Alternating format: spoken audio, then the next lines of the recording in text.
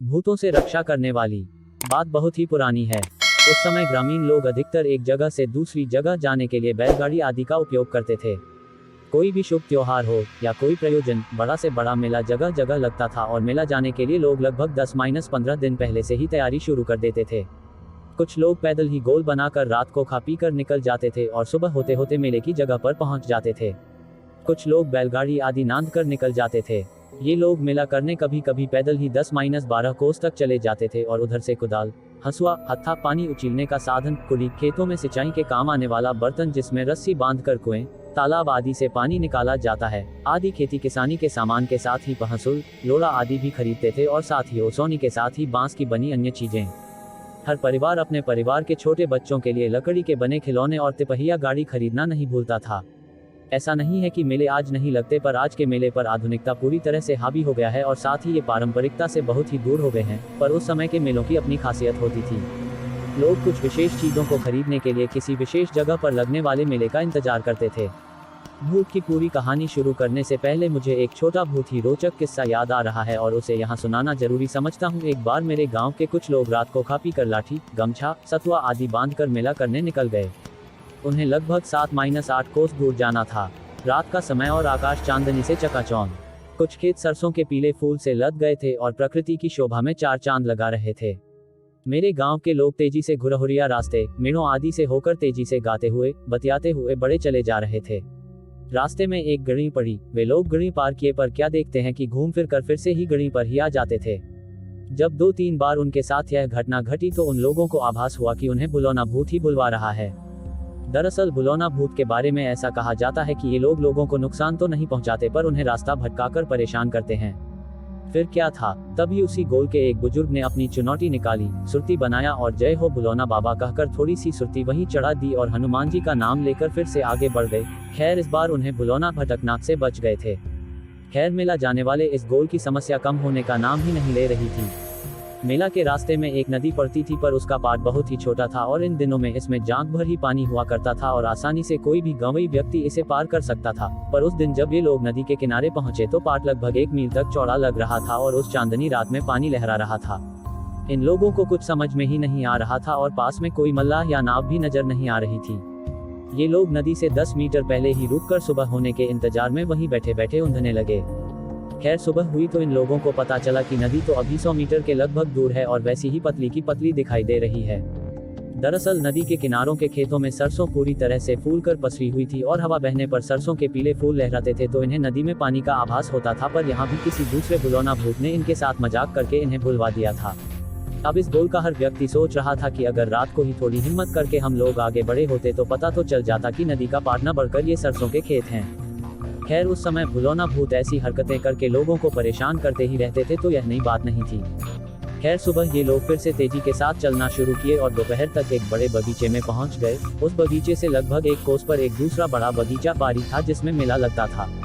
पर यूं ही वे लोग इस पहले बगीचे में प्रवेश करना शुरू किए, इन्हें बहुत ताजुब हुआ क्योंकि इस बगीचे में भी दुकानें सजना शुरू हो गई थी।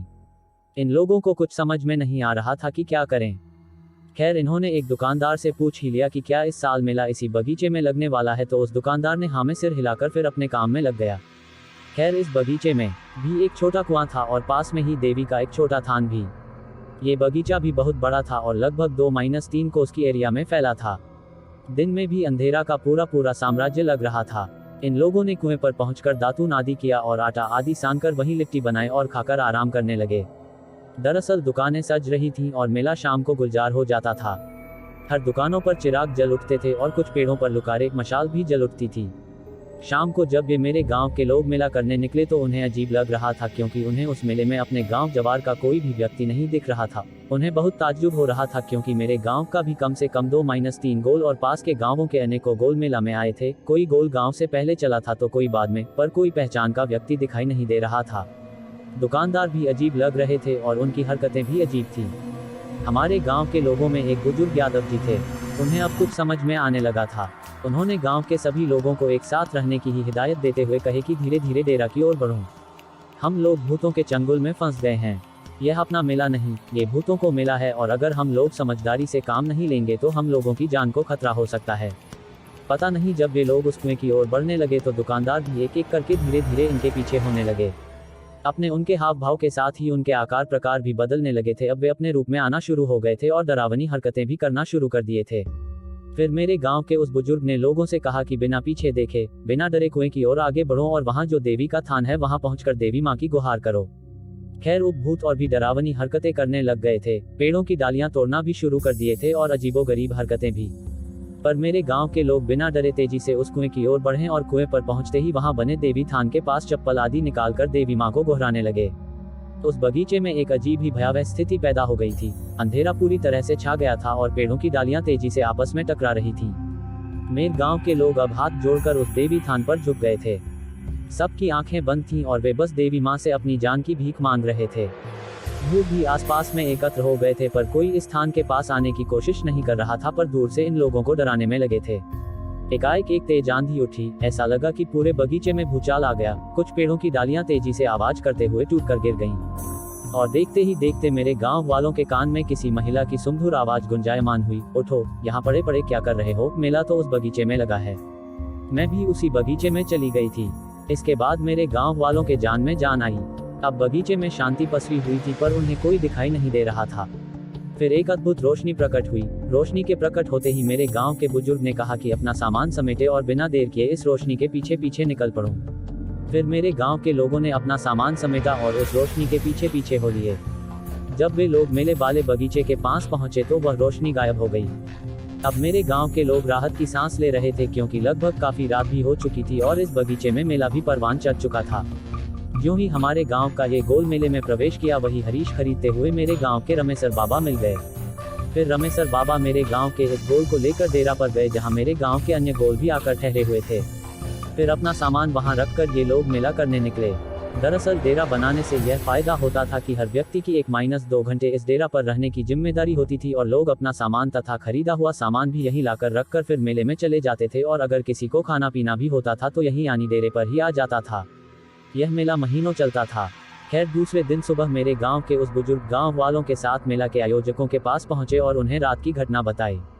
मेला के आयोजकों ने कहा कि हम लोग मेला का आयोजन इसी से तो उस बगीचे में नहीं करते, क्योंकि उस बगीचे में बहुत सारे भूतों का डेरा है। दिन में भी उस बगीचे में अकेले कोई जाना नहीं चाहता है। उस बगीचे के भूत काफी लोगों को परेशान किए हैं। फिर मेरे गांव के उस बुजुर्ग ने कहा कि हमें भूतों से डरने की जरूरत क्या है। उस बगीचे में एक देवी माँ का थान है, कुआं भी है। आप लोग क्योंकि उस देवी थान पर पूजा आदि का आयोजन करके मेला का आयोजन वहीं करते हैं।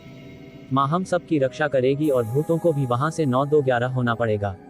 मेला आयोजकों को ये बात बहुत ही जच गई और उन लोगों ने सोचा कि जो माँ उस बगीचे से इस बगीचे में मेला का आनंद उठाने आती है, तो क्यों नहीं मेले का आयोजन उसी बगीचे में किया जाए।